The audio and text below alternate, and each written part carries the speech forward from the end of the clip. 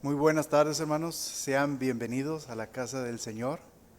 Este día que Dios propuso para adorarle, para beneficio de nuestras almas, de nuestro ser, para crecimiento, para firmamento de nuestro ser, que es un encuentro con nuestro Dios, para glorificar su nombre y alabarlo.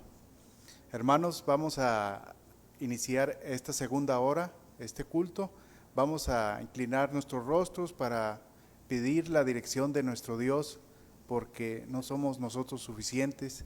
Tenemos que pedir a nuestro Dios para que dirija este culto de adoración.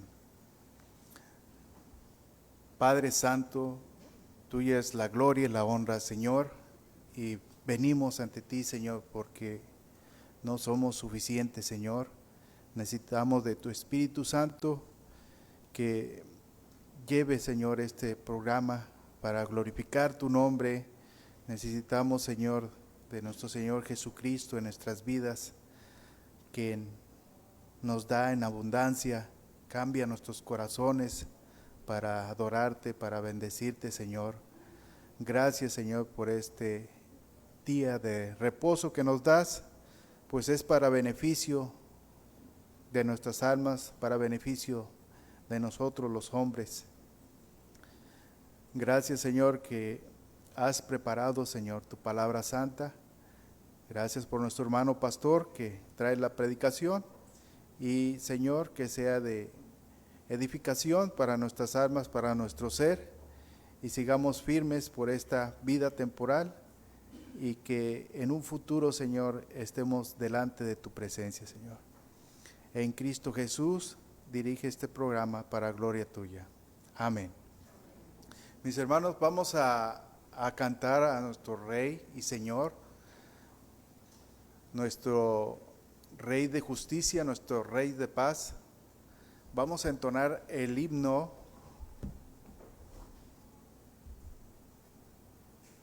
número 11.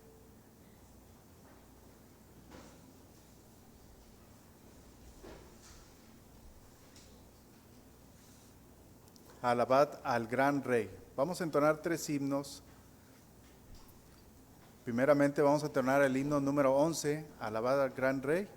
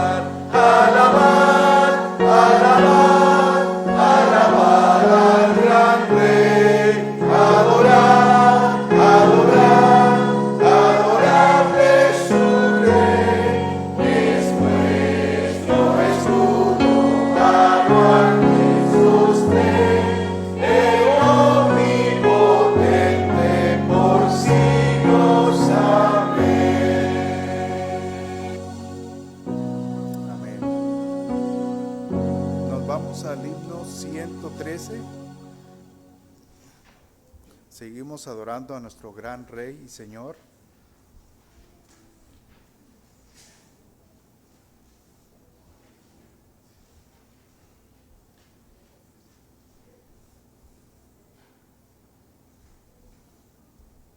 Gloria estar a Cristo el Rey.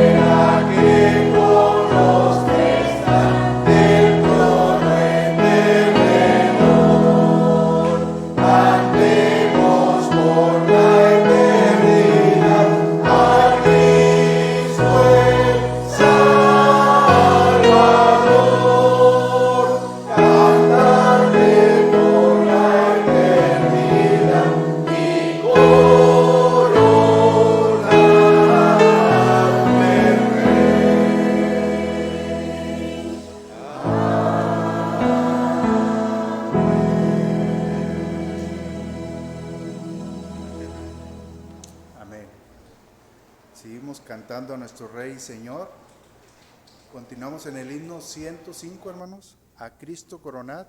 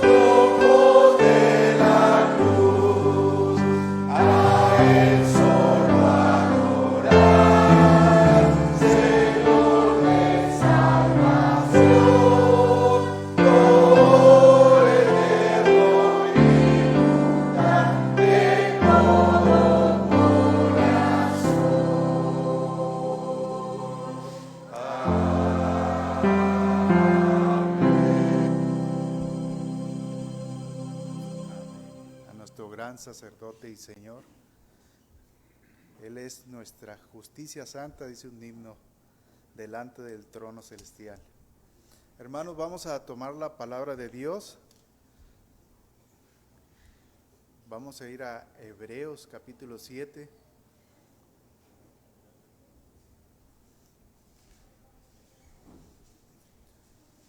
Vamos a leer del 1 al 14.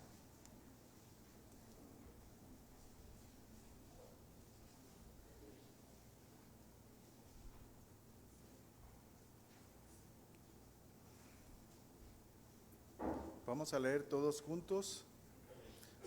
La palabra de Dios dice así: porque este Melquisedec, rey de Salem, sacerdote del Dios Altísimo, que salió a recibir a Abraham, que volvía de la derrota de los reyes, y le bendijo, a quien asimismo dio a Abraham los diezmos de todos, cuyo nombre significa primeramente Rey de Justicia, y también Rey de Salem, esto es, Rey de Paz, sin padre, sin madre, sin genealogía, que ni tiene principio de días, ni fin de vida, sino hecho semejante al Hijo de Dios, permanece sacerdote para siempre. Considerad, pues, cuán grande era este, a que aún Abraham el patriarca dio diezmos del botín. Ciertamente los que de entre los hijos de Leví recibieron el sacerdocio tienen mandamiento de tomar del pueblo los diezmos según la ley, es decir, sus hermanos, aunque estos también hayan salido de los lomos de Abraham. Pero aquel cuya genealogía no es contada de entre ellos, tomó de Abraham los diezmos y bendijo al que tenía las promesas. Y sin discusión alguna, el menor es bendecido por el mayor. Y aquí ciertamente reciben los diezmos hombres mortales, pero allí uno de quien se da testimonio de que vive. Y por decirlo así, en Abraham pagó el diezmo también Leví, que recibe los diezmos, porque aún estaba en los lomos del padre cuando Melquisedec le salió al encuentro. Si pues la perfección fuera por el sacerdocio levítico, porque bajo él recibió el pueblo la ley, ¿qué necesidad habría aún de que se levantase otro sacerdote según el orden de Melquisedec y que no fuese llamado según el orden de Aarón? Porque cambiando el sacerdocio, necesario es que haya también cambio de la ley. Y aquel de quien se dice esto es de otra tribu, de la cual nadie sirvió al altar. Porque manifiesto es que nuestro Señor vino de la tribu de Judá, de la cual nada habló Moisés tocante al sacerdocio. Amén. Hermanos, vamos a tomar nuestros asientos y voy a pedir a nuestro hermano pastor que dirija la oración de intercesión.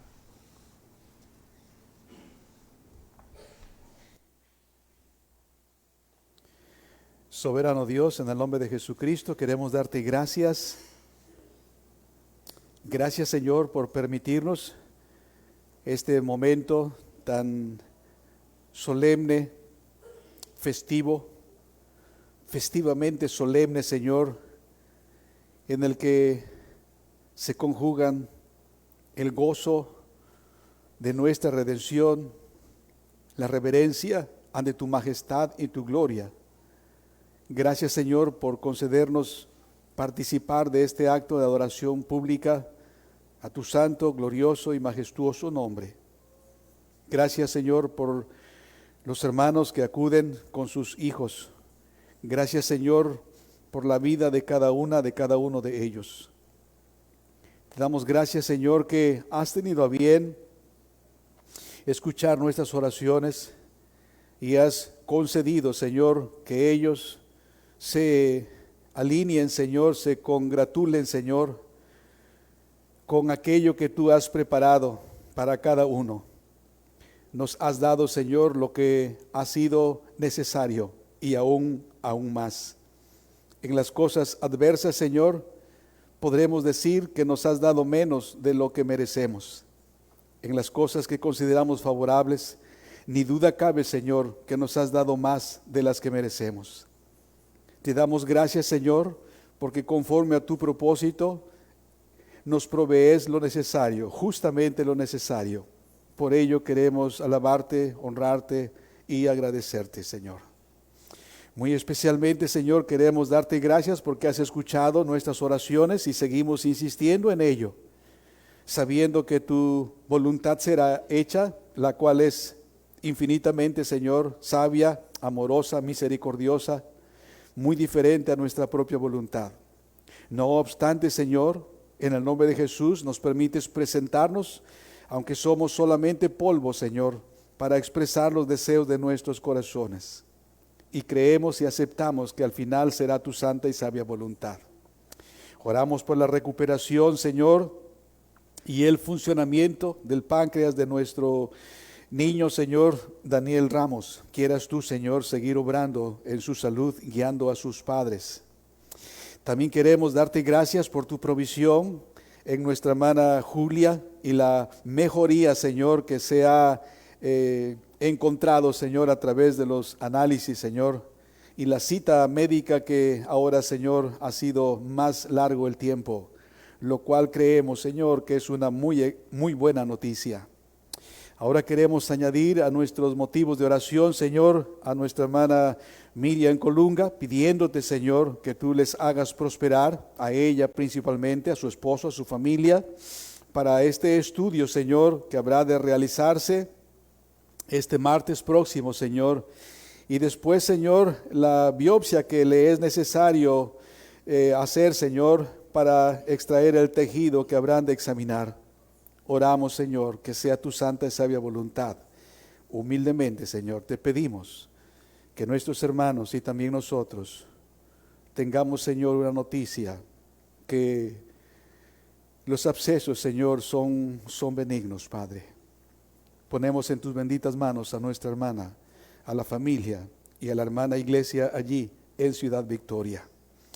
Señor, gracias otra vez en el nombre de Jesús por este acto de adoración pública que ofrecemos a ti, reconociendo la debilidad propia, Señor, suplicando que en el nombre de Jesús te sea agradable. En el nombre de Jesús oramos. Amén. Amén. Amén. Hermanos, vamos a tomar nuevamente la escritura y vamos a continuar leyendo el mismo capítulo. Vamos a leer del 15 al 28. Y nos vamos a poner de pie.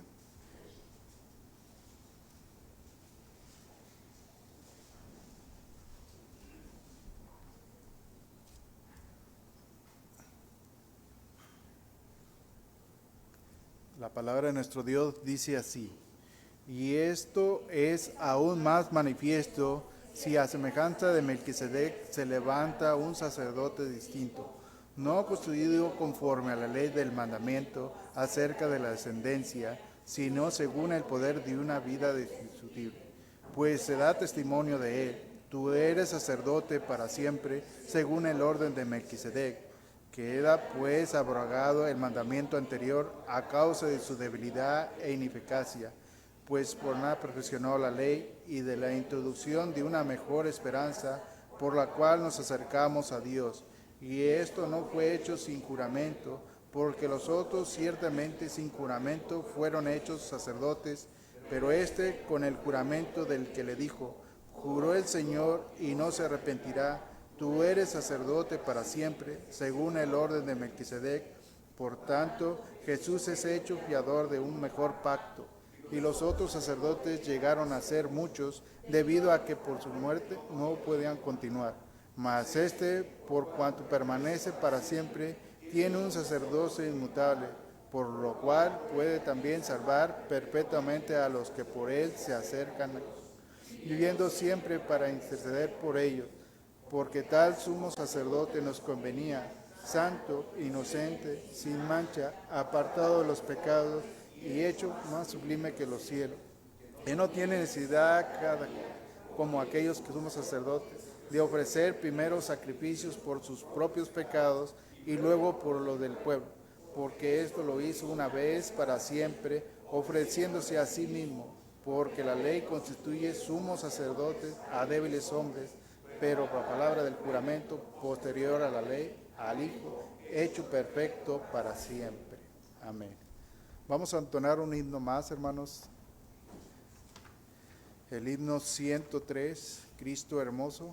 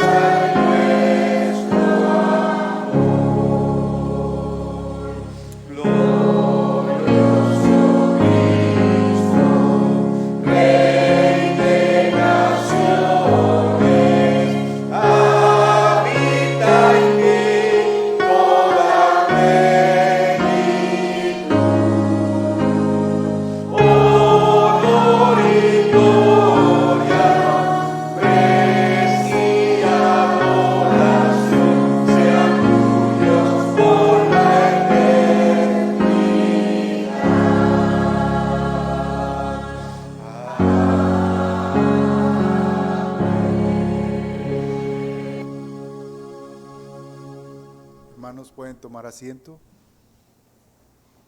Vamos a dar lugar ahora a la predicación que trae nuestro hermano pastor, nuestro hermano Tomás Olvera.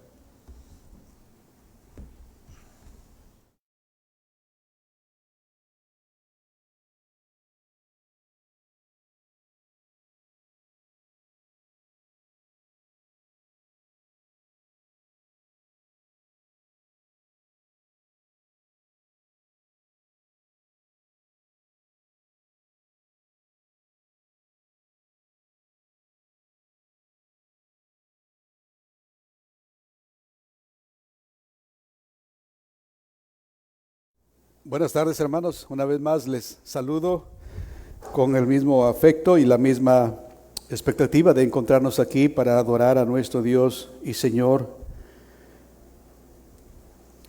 Tengo la intención, si Dios me permite, de presentar delante de ustedes la majestad y la gloria de el Salvador Jesucristo. El mensaje para hoy, hermanos, lo he titulado Un Salvador Poderoso. Y mi texto, nuestro texto, será Hebreos capítulo 7 y el verso 25 particularmente. Providencialmente, cuando el hermano nos dirigió en el devocional y leyó este capítulo, y ahora en la lectura reciente también se leyó este capítulo, tiene como telón de fondo esta excelente y maravillosa enseñanza contenida en el capítulo 7 de Hebreos particularmente. Pero yo me voy a centrar, trataré de hacerlo presentando delante de ustedes la imagen gloriosa, poderosa de el Salvador de los pecadores. Los versículos 24 y 25 así se leen: mas por cuanto permanece para siempre, tiene un sacerdocio inmutable, por lo cual puede también salvar perpetuamente a los que por él se acercan a Dios, viviendo siempre para interceder por ellos. Oremos. Soberano Dios, en el nombre glorioso de tu Hijo Jesús, queremos darte gracias que tenemos la bendición en este primer día de semana, llamado por tus siervos el día del Señor. Es tu día, Señor, porque tú lo creaste.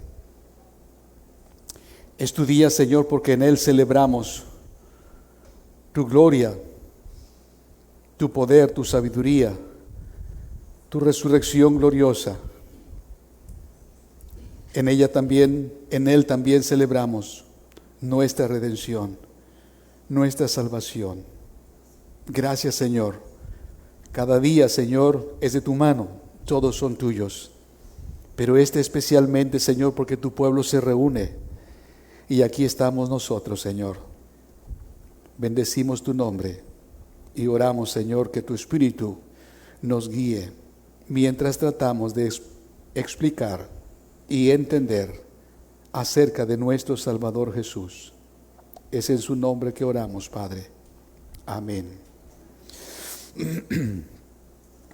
La Biblia es el único libro que habla de la salvación del alma.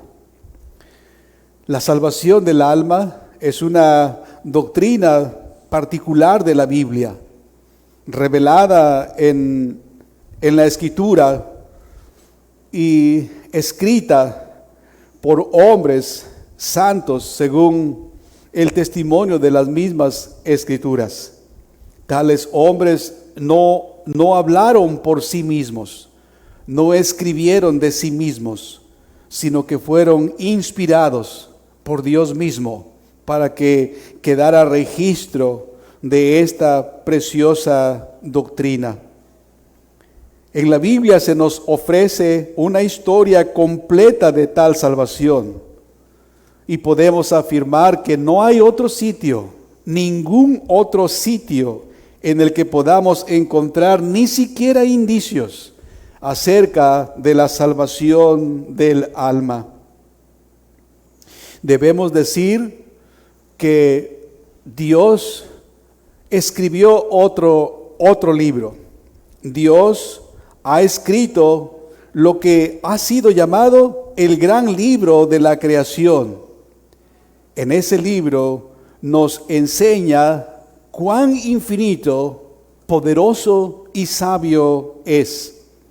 Pero en ese libro, aun cuando los cielos cuentan la gloria de su Hacedor, aun cuando nosotros podamos mirar y exhalar un de asombro al ver las cosas maravillosas que el Creador hizo. Aún así, en ese libro no podemos encontrar nada acerca de la salvación. Nada nos habla de la salvación como lo hace este libro sagrado, la Biblia. Solo este bendito y nada más este bendito libro, escrito para nosotros, nos muestra su bendito amor revelado a la gran familia humana. El poder, la infinitud, la sabiduría de Dios se puede encontrar en muchos otros hechos, pero la sabiduría, el amor, la misericordia, la benignidad, la bondad, la paciencia, la misericordia de Dios solamente se describen en este libro, que tiene como motivación revelarnos a nosotros, la familia humana, la doctrina de la salvación. Estoy contento y no estoy realmente muy entusiasmado de enseñar niños. Me siento muy incómodo. No me es fácil enseñar niños, no me es fácil enseñar, punto. Pero enseñar niños me está resultando muy difícil. Oro al Señor que me ayude para poder mostrar a ellos el valor de este gran libro, la importancia de conocer las verdades que contienen en este libro. Uno o dos de ellos mencionan que en sus escuelas sus compañeritos les han hecho burla, hacen broma de la creencia de los niños. Algunos han sido instruidos por ustedes y pueden decir que Dios es algo real, que Dios es algo cierto, que aunque no lo podemos ver, existe, pero que Él sí nos ve a nosotros. Y estamos viendo que desde muy niños comienzan a sufrir aquellas cosas que no les he dicho, pero en algún momento les voy a decir que eso no va a acabar, puede aumentar. Mi preocupación es que no conozcan más de este libro que los equipa para conocer de Dios. Pero viendo mi inutilidad para enseñar niños, pero viendo mi incapacidad para explicar a ellos, me pregunto, ¿ustedes están entendiendo la implicación de tener este libro? De la valía, de tener la revelación del plan de Dios para la salvación de una gran parte de la familia humana. Me pregunto, ¿son ellos también asombrados ante la majestad y la gloria del Salvador? ¿Estarían dispuestos a ceder lo que fuera, a perder cuanto fuera, por causa de permanecer fieles a Jesucristo, el Creador de los cielos y de la tierra? El Verbo que se hizo carne para venir a este mundo. Debo confesar que no tuve una respuesta para mí mismo, pero deseo de todo corazón que entre nosotros el Espíritu del Señor se manifieste y nos lleve a conocer, a interesarnos más para conocer más de este libro que nos revela quién es Dios. Es en este sagrado libro donde misericordiosamente se nos dice que estamos perdidos y bajo condenación. No hay ningún otro libro, no hay ningún otro lugar donde se nos hable tan claramente de nuestra condición caída delante de un Dios justo y santo.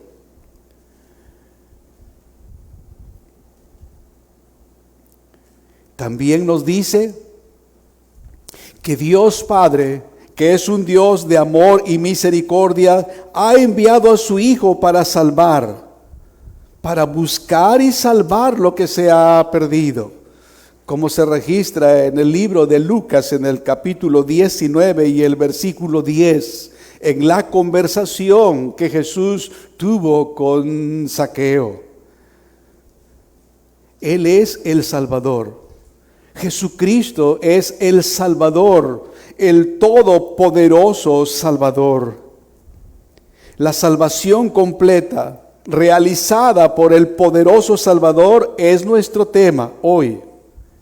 Y en nuestro texto encontramos los puntos que describen esta obra de salvación, mismos que con su bendita ayuda yo trataré de exponer a esta hora. Y empecemos con el primero. Nuestro primer punto entonces a considerar será observar quiénes son los que habrán de ser salvos. Dios, el juez justo y santo, por causa de el pecado de desobediencia de nuestros padres Eva y Adán, condenó a toda la humanidad. Y Él en su misericordia trazó un plan de redención para que una gran parte, un gran número de la familia humana sea redimida, sea rescatada. Y esto a través de un Salvador que es Cristo el Señor. Pues bien, ¿quiénes son ellos? ¿Quiénes son los que habrán de ser salvos? Decía yo a los niños, es muy importante que ustedes se interesen en saber quién es Dios. Es muy importante que se interesen porque es Dios que les da todas las cosas a ustedes. Existen por la voluntad de Dios. Y déjenme decirles algo. A ellos se los dije y lo digo ahora. Ante ese Dios un día compareceremos. Necesitamos saber cómo es Dios. Ahora nosotros que hemos escuchado un poco más de la doctrina bíblica y sabiendo de nuestra condición y que hemos algunos acudido a Cristo, otros que no han acudido a Cristo, deberían interesarse en saber quiénes son los que habrán de ser salvos. ¿Qué es lo que tienen que hacer ellos? Nuestro texto nos lo dice. ¿Quiénes son los que habrán de ser salvos? Leamos. Por lo cual puede también salvar perpetuamente a los que por él se acercan a Dios. Otra vez la pregunta, ¿quiénes son los que habrán de ser salvos? La respuesta es esta. Los que habrán de ser salvos son los que se acercan a Dios. Es muy simple, muy sencillo. Son aquellos que se acercan a Dios, por supuesto, por la intermediación de Jesucristo. Ahora, ¿qué quiere decir esto de acercarse a Dios? Tengo 3 propuestas para ustedes.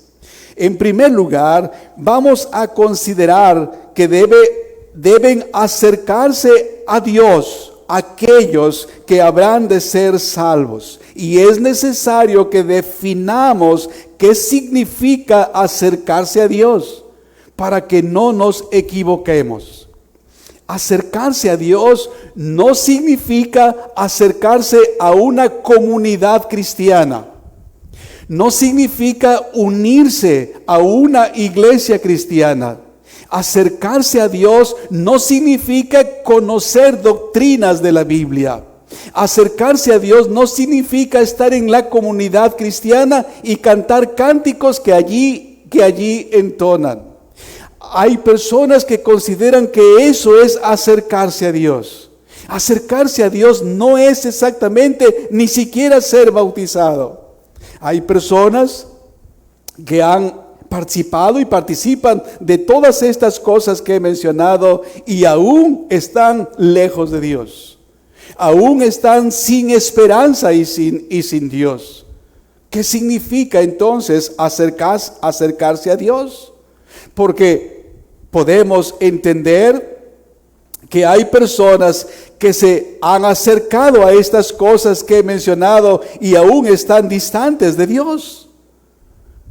Santiago nos dice en capítulo 4 y el verso 8, ¿qué significa acercarse a Dios?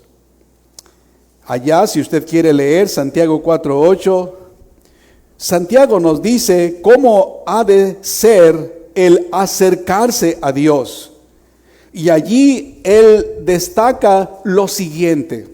Note usted que él destaca dos cosas. El verso completo dice, acercaos a Dios y Él se acercará a vosotros. Aquí viene la primera cosa que él destaca. Pecadores, limpiad las manos.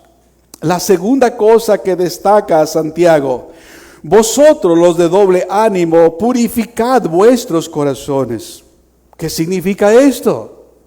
Santiago está diciendo, acérquense a Dios. Si ustedes se acercan a Dios, Dios corresponde y se acercará a ustedes. Pero ustedes deben limpiar sus manos.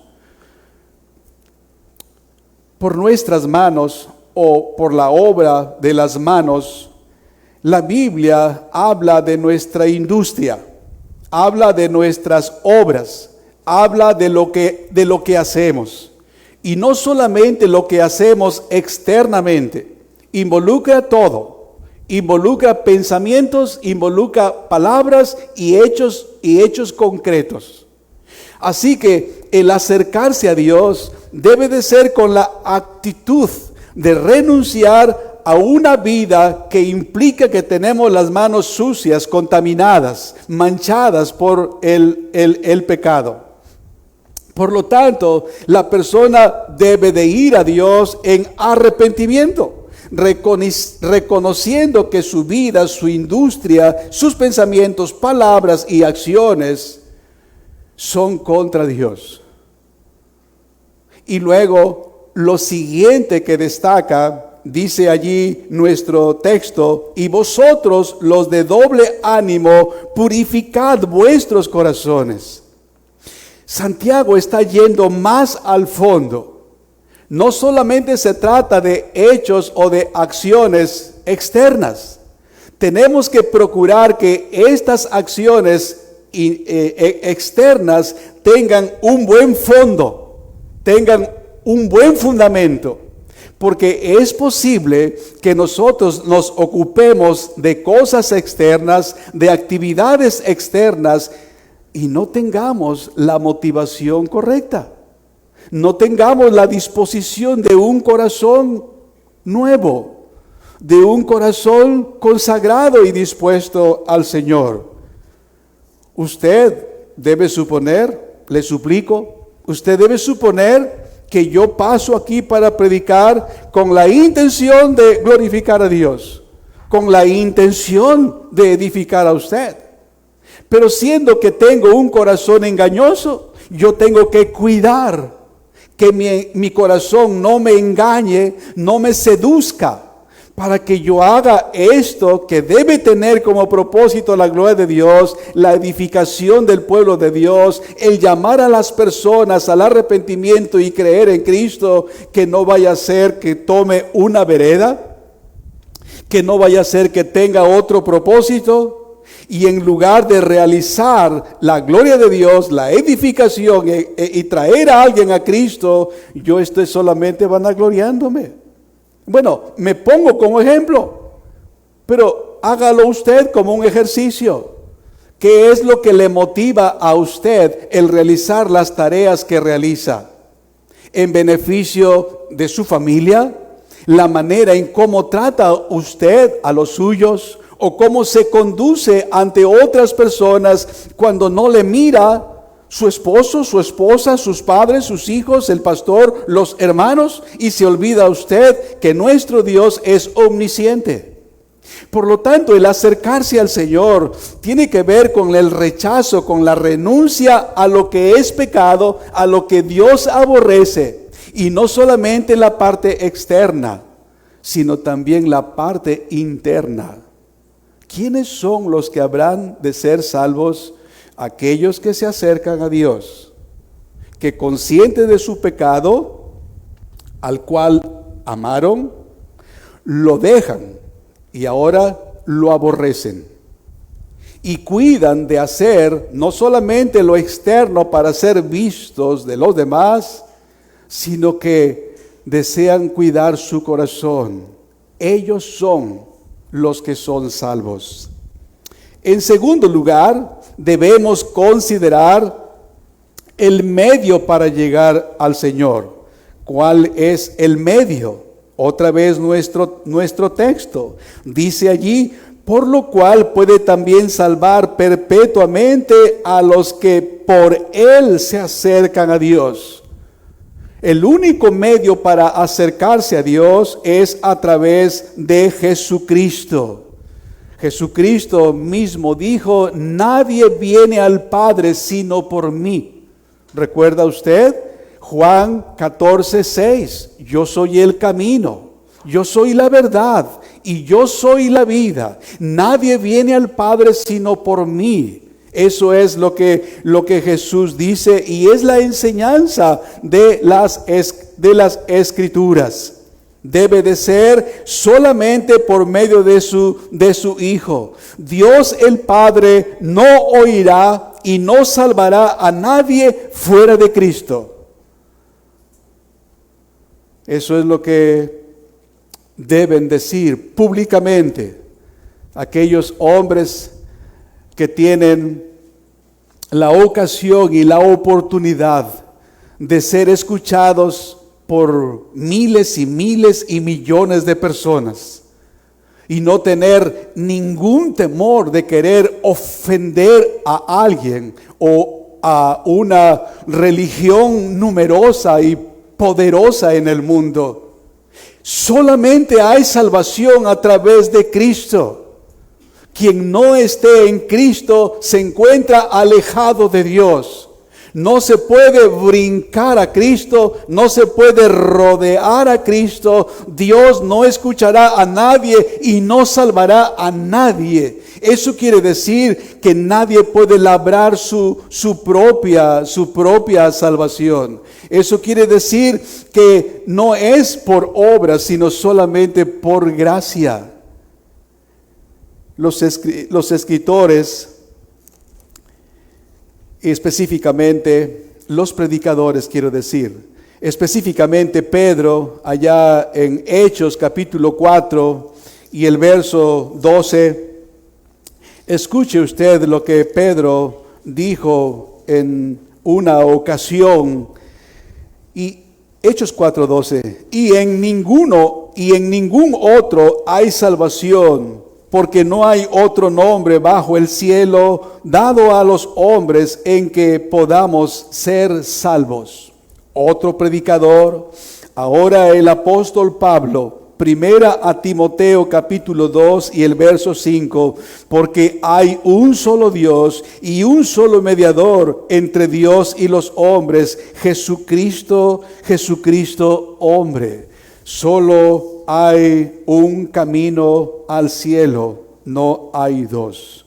Solo hay una puerta para entrar al palacio celestial, no hay dos. Y esa puerta, ese camino, ese Salvador es Jesucristo.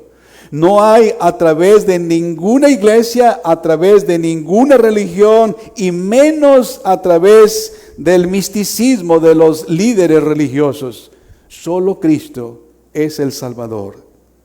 Así que, si está interesado en la salvación de su alma, si está buscando la paz con Dios, debes acercarte a Dios.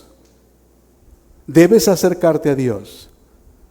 Evitar toda confusión, creyendo que solamente acercándose a la comunidad o practicando algunos ejercicios o realizando algunas tareas religiosas. No, es directamente a Dios. Y tenga en cuenta que es a través de un intermediario, que es Jesucristo. Sus santos méritos son los que te darán acceso a su presencia. Cristo es la ofrenda que satisface la demanda de Dios.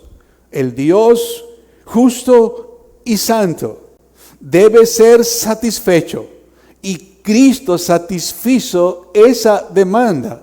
Él es la ofrenda que aplacó la ira de Dios. Dice el apóstol Juan, primera de Juan capítulo 4 y el verso 10, primera de Juan 4:10, en esto consiste el amor, no en que nosotros hayamos amado a Dios, sino en que Él nos amó a nosotros y envió a su Hijo en propiciación por nuestros pecados. Cristo es la ofrenda que propicia o que aplaca la ira, el desagrado, el enojo de Dios. La ira de Dios que correspondía a ti, si eres un redimido, se desvió de ti para ir a Cristo. Cristo, amados hermanos, es la ofrenda que satisface la demanda de Dios. Y para nosotros es por la fe en Él, es creer en Él como nuestro sustituto, como nuestro sumo sacerdote, como el mediador del pacto de gracia, como dice allí en Hebreos 7, que lo hemos leído, que este es el mediador de un mejor pacto. Es solamente, únicamente a través de nuestro Señor Jesucristo. Pablo, hablando de la paz de Dios para con nosotros, en Romanos 5:1 dice, justificados pues por la fe tenemos paz para con Dios. La persona que ha entendido la santidad de Dios y su pecaminosidad, y dispuesto a abandonar su pecado, acudiendo a Dios por la intermediación de Cristo, se elimina su pecado, se rompe su expediente, ya ha sido lavado, ya ha sido justificado, ya no hay para él condenación. En tercer lugar, estamos tratando de exponer quiénes son los que habrán de ser salvos. ¿Son los que se acercan a Dios? ¿Son los que lo hacen a través de Jesucristo? Y en tercer lugar, quiero proponer a ustedes, ellos, los salvos, son los que se acercan a Dios con los motivos apropiados. Los que se acercan a Dios deben tener como motivo o motivación la salvación de su alma, no la prosperidad o la felicidad, no la eliminación de las adversidades o las dificultades. De hecho, te digo, cuando empieces a vivir la vida cristiana, comenzarán las adversidades, comenzarán las dificultades. Satanás te ha gobernado, él te ha controlado, Piensas que haces según tu voluntad, pero en verdad Él es el que mueve los hilos. Así que cuando Cristo te saca de allí, Él no va a decir, bueno, uno menos, no importa. Él va a hacer todo lo posible por retenerte, por obstruir tu andar en el Señor. El mundo, como hemos visto, es otro que se opondrá a nosotros y nuestro propio engañoso corazón. Por lo tanto, tengamos cuidado de que el acercarnos a Dios tengamos en mente solamente el eliminar algunas adversidades, eliminar algunos problemas, buscar la solución de algunos de ellos. Hay personas que es así como se han acercado a Dios, dicen ellos, pero una vez que se solucionó el problema, dicen, bueno, volveré otro día. Entonces, hermanos, acercarse a Dios debe tener como motivación principal la salvación de tu alma, en primer lugar, pero también tomar como tu porción la dulce persona y la obra poderosa de Cristo como tuya, haciendo propia la obra de la redención, haciendo propia la gloria del Salvador.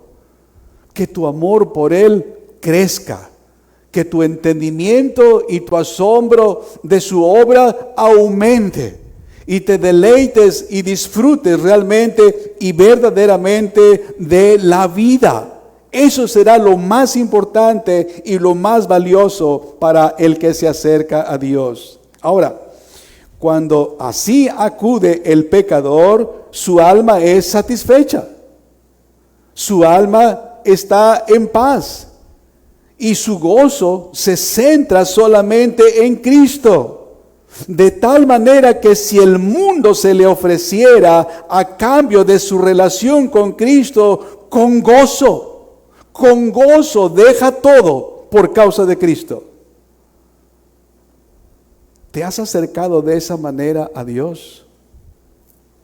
¿Estarías dispuesta o dispuesto a arriesgar lo tuyo y a arriesgarte tú mismo por la gloria del Salvador?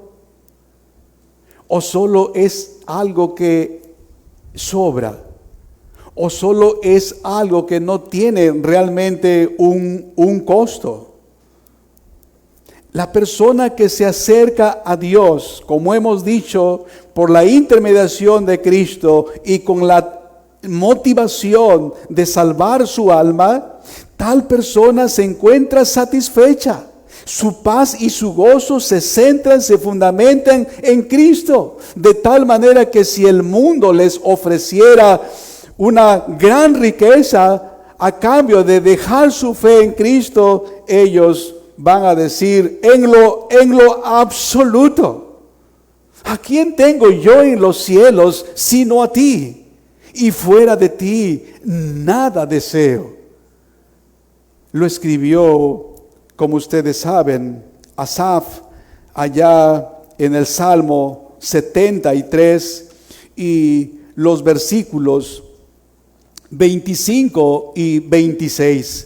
¿A quién tengo yo en los cielos sino a ti? Y fuera de ti nada deseo en la tierra. Mi carne y mi corazón desfallecen, mas la roca de mi corazón y mi porción es Dios para siempre. Por allí leí un pensamiento, no sé de quién es la verdad, pero muy, muy bueno. Alguien lo puso en su estado. Satanás pensó que había quitado todo a Job, pero el todo de Job era Dios. Satanás creyó que lo tenía en el piso, le había quitado todo, pero el todo de Job era Dios. Aquel que tiene a Dios, a Jesús el Señor como su Salvador, su alma está en paz, está satisfecho. Eso es todo lo que Él quiere. Así que pregunto, ¿te has acercado a Dios? ¿Lo has hecho a través de Cristo? ¿Fuiste por el bien de tu alma? Oh, querido hermano, amada hermana, eres hija, hijo del gran Rey. No hay ya condenación para los que están en Cristo. Pero, si no lo has hecho, déjame decirte que entonces estás perdido. Y si mueres en esa condición, tu eternidad será indescriptiblemente horrorosa.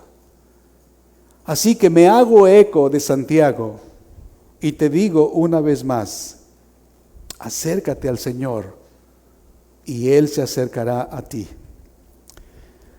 Ahora, mi segunda propuesta, hermanos, para ustedes, hemos visto la primera, ¿quiénes son los que habrán de ser salvos?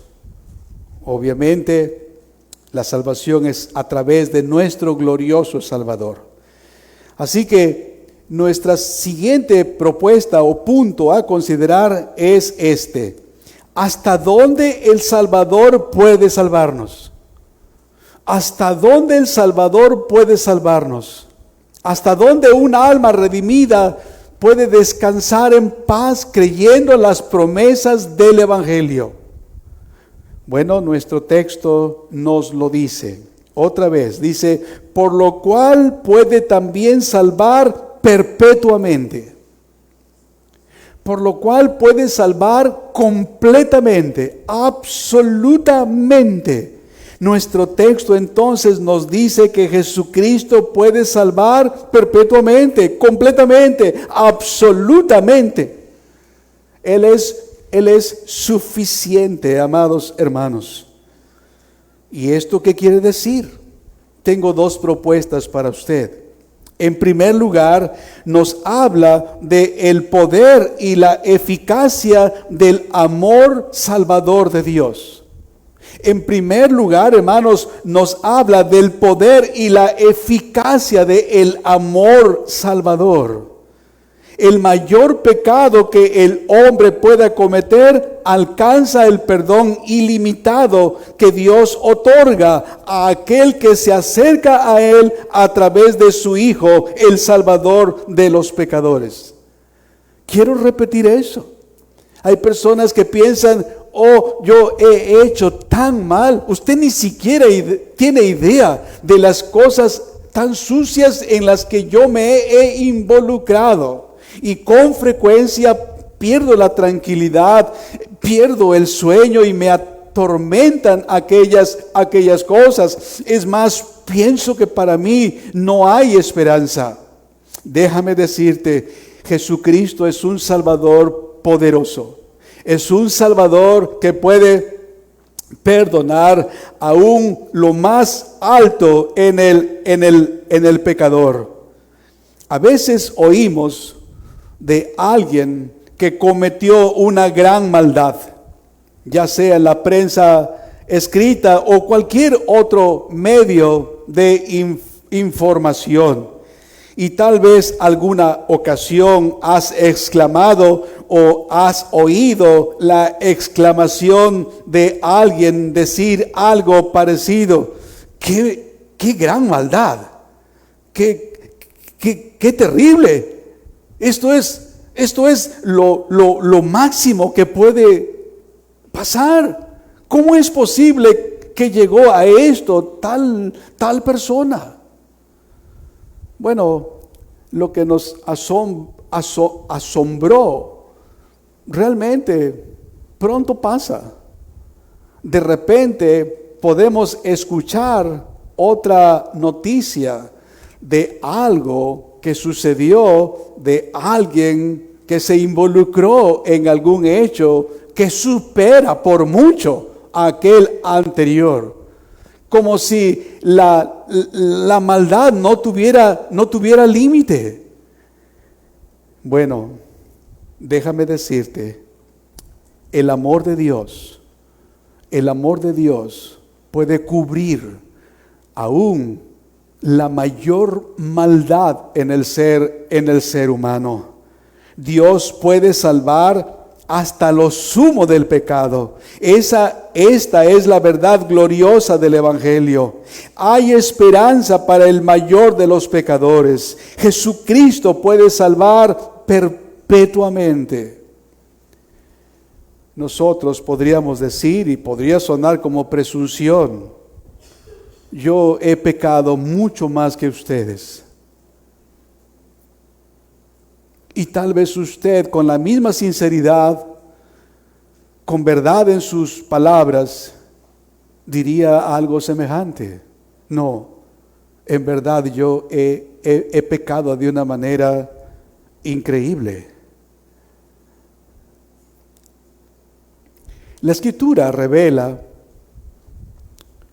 lo que el apóstol Pablo escribe de sí mismo, y él se señala a sí mismo como el más grande de los pecadores. Cuando el Espíritu opera en una persona, no hay lugar para ver sus pecaditos. No hay lugar para suponer que son ínfimos, que son cosas menores. No, porque ahora ya sabe quién es Dios.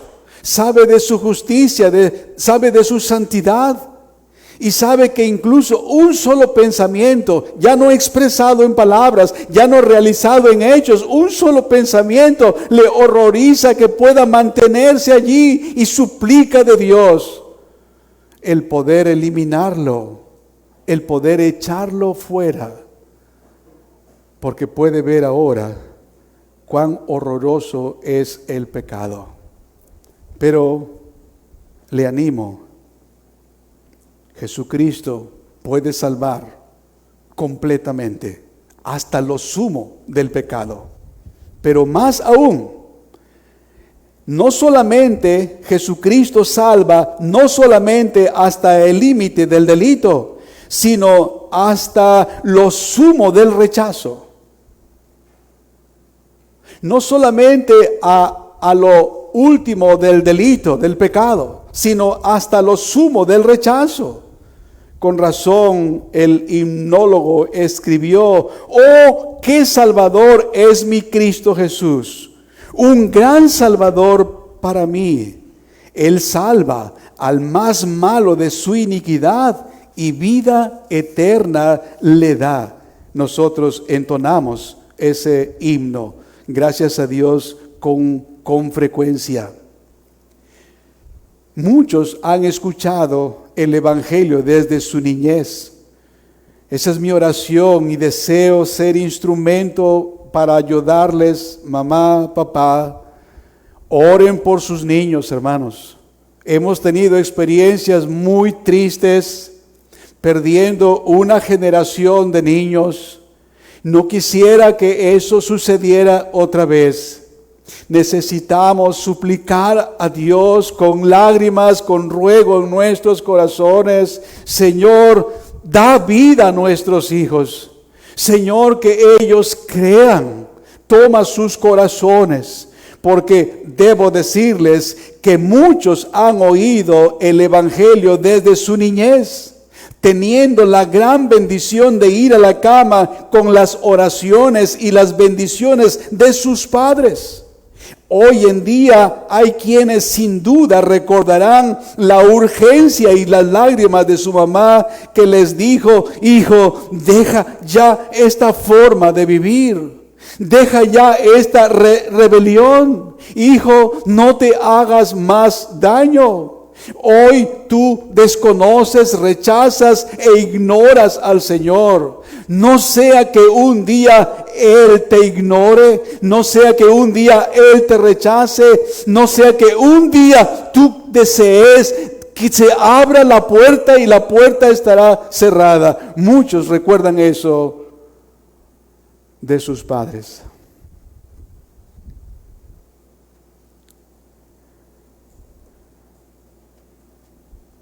Pero qué grande es el amor de Dios. El poder de Jesucristo para salvar no solo cubre el mayor pecador o el más grande pecado, sino que incluso alcanza hasta lo sumo del rechazo.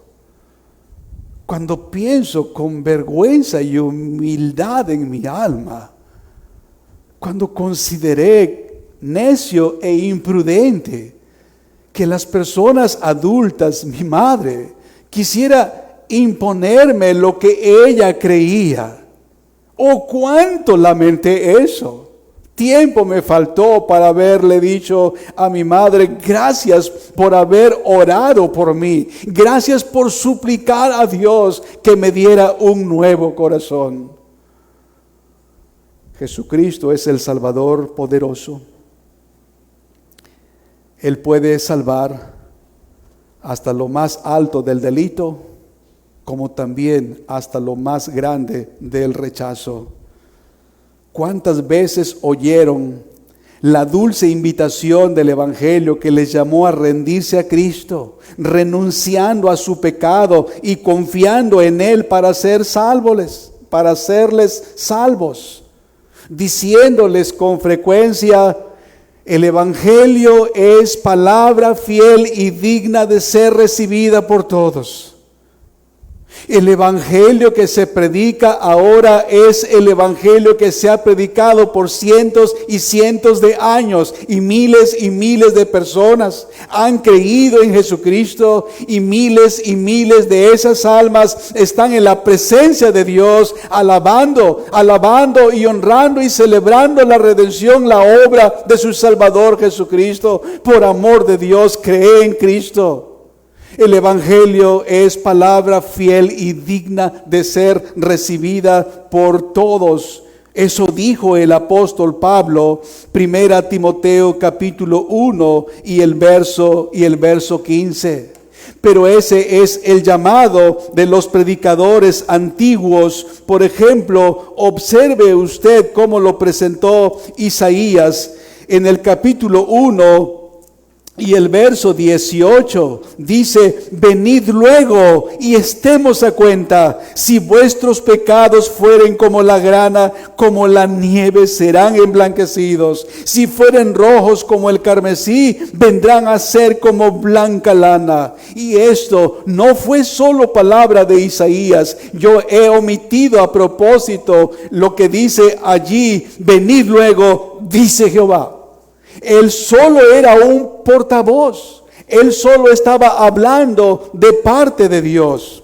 Él mismo, allí mismo en el capítulo 55, vea usted el verso 3 y luego paso a 5 y luego paso a 6 y 7. Inclinad vuestro oído y venid a mí. Oíd y vivirá vuestra alma. Buscad a Jehová mientras puede ser hallado, llamadle en tanto que está cercano. Deje el impío su camino y el hombre inicuo sus pensamientos, y vuelva hacia Jehová, el cual tendrá de él misericordia. Pero no solamente ellos predicaron, sino escuche usted al mayor predicador que este mundo ha escuchado. Allá en Marcos capítulo 1 y el verso 15, Jesús dice: el tiempo se ha cumplido y el reino de Dios se ha acercado. Arrepentíos y creed en el Evangelio. El mismo Señor Jesucristo en otra ocasión, Mateo 11:28, dijo: venid a mí todos los que estáis trabajados y cargados, y yo os haré descansar. Y en otra ocasión él dijo: de cierto os digo, el que oye mi palabra y cree al que me envió, tiene vida eterna y no vendrá a condenación, mas ha pasado de muerte a vida. Él es el poderoso Salvador. No hay salvación fuera de Él. Oh, ¿cuánto más tardarás? ¿Habrá tiempo? ¿no será acaso ya demasiado tarde? Es nuestra oración que Dios, por medio de su Santo Espíritu, te muestre tu necesidad de un Salvador, que abra tus ojos para que veas el peligro en el que se encuentra tu alma y también veas la disposición del Salvador para salvar del más grande pecado, del mayor delito imaginario, como también hasta lo sumo del rechazo. Tan grande es el amor de Dios, tan poderoso es nuestro Salvador. Finalmente, mi tercer punto, este será muy breve, es el siguiente: ¿por qué Jesucristo es poderoso para salvar? ¿Quiénes son los que habrán de ser salvos? ¿Hasta dónde Cristo puede salvar? Ahora, en tercer lugar, ¿por qué Jesucristo es poderoso para salvar? Otra vez regresemos a nuestro texto. Y lo que dijo el hermano Juan, sin duda alguna, va a fortalecer o va a ayudar a lo que yo estoy tratando de decir. Por supuesto, porque Él es el mediador de un mejor pacto, porque Él es el Salvador, que desde antes de la fundación del mundo, Él se comprometió a venir a este mundo para ser el Salvador de los pecadores. Pero veamos nuestro texto, dice el versículo 25, por lo cual puede también salvar perpetuamente a los que por Él se acercan a Dios, viviendo siempre para interceder por ellos. Entonces, ¿por qué Jesucristo es poderoso para salvar? Porque Él vive para siempre para interceder por aquellos que van a Dios a través de Cristo y que van con la intención primaria de la salvación de su alma. Por eso nuestra salvación es completa y es segura, porque nuestro Salvador murió y resucitó conforme a las Escrituras. Su preciosa persona y su gloriosa obra de redención son nuestra seguridad. Él no es, van a ustedes a ser enseñados de ello. Él no es como los otros sacerdotes, y si usted quiere buscar en las Escrituras, Levítico 9, los versículos 7 en adelante, usted va a encontrar que allí Dios indica a Moisés lo que él debe decir a Aarón, y la indicación específica es que Aarón y todos los sacerdotes descendientes de Aarón tenían que ofrecer sacrificio por sí mismos y luego ofrecer sacrificio por el pueblo, y esto vez tras vez. Cristo Jesús no recibió un sacrificio que tú trajiste y le dijiste: Señor Jesús, este es mi sacrificio. Y Él lo toma como lo hacían los sacerdotes y hace el ritual y eres absuelto. No fue así. Así era con los sacerdotes, que eran tipo y figura de nuestro sumo pontífice. Pero Cristo Jesús se ofreció a sí mismo. No ofreció una ofrenda por sí, sino que a sí mismo se ofreció como ofrenda por otros, por aquellos que irán al Padre a través suyo, por aquellos que aunque han pecado hasta lo sumo y han rechazado de igual manera, el Espíritu Santo un día les traerá y les convencerá de pecado, de justicia y de juicio, y creerán en Él como Salvador. Mientras nosotros, padres, Mientras nosotros, creyentes, mientras nosotros, hermanos en la fe, les decimos, vuélvanse de sus pecados, arrepiéntanse de ellos y crean en Jesucristo. Su obra en la cruz, como he dicho, nuestra salvación es completa y es segura porque nuestro Salvador murió y resucitó conforme a las Escrituras. Su preciosa persona y su gloriosa obra de redención son nuestra seguridad. El himno que recientemente nos enseñaron los hermanos dice así: amoroso Salvador, sin igual es tu bondad. Eres tú mi mediador, mi perfecta santidad. Te contemplo sin cesar en tu trono desde aquí. Oh, cuán grato es meditar que intercedes tú por mí. 2 estrofas del himno 136. Tal Salvador nos convenía, dice el escritor a los Hebreos en el versículo 26. Tal Salvador nos convenía, santo, inocente, sin mancha, apartado de los pecadores y hecho más sublime que los cielos. Cristo, hermanos, hace segura nuestra redención. Oh, qué Salvador es mi Cristo. Oh, qué glorioso Salvador tiene la iglesia de Cristo. Las puertas del Hades no prevalecerán contra ella. No prevalecieron contra él. Él vive para siempre, entronizado en gloria, pidiendo por cada uno de sus hijos. Pues Él conoce nuestra condición, se acuerda que somos polvo. Él no dice, ok, yo hice una parte, haz la tuya. A partir de ahora tú podrás hacerlo. No, amados hermanos. Él sabe que nuestros corazones son engañosos. Él sabe que las sutilezas del mundo podrían seducirnos y si Él nos dejara, nos apartarían. Pero si has venido a Dios por la mediación de Cristo, muy valioso para Él, hermoso a sus ojos y tan hermoso como la niña de sus ojos.